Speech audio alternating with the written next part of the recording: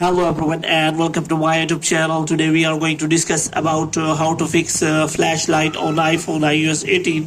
For example, if you are using iOS 18 and if you try to click on your flashlight and if it is not working or if its brightness is low, so how you can fix that? For this, what you have to do, you have to simply watch this video completely. So without wasting any time, let's start the video. So first of all, what you have to do, you have to simply make sure that you are connected to a proper Wi-Fi or internet connection, and after that what you have to do next is you have to simply go to settings. So in settings you have to simply go to general, and here you have to simply click on transfer or reset iPhone, and here you have to simply click on reset and you have to reset all of your network settings.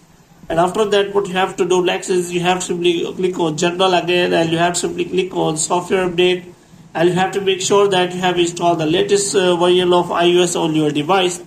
And after that what you have to do, you have to simply go back again and you have to simply search for flashlight in your settings, and here you have to simply search for flash. So here you can simply search the settings, because as you can see there are options for dim flashlights, flashlight when unlock, flash in silent mode. So you can simply select any of the option if you want to change the settings.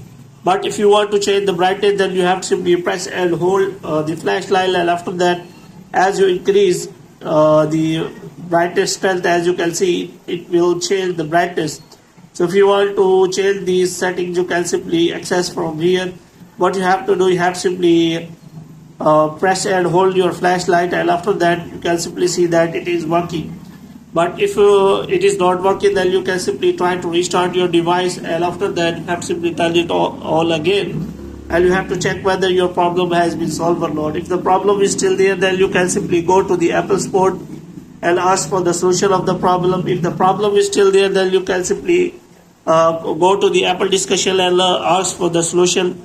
To many iPhone users, you can simply discuss from here. So hope you have liked this video. If you get more videos like these, you can subscribe our channel.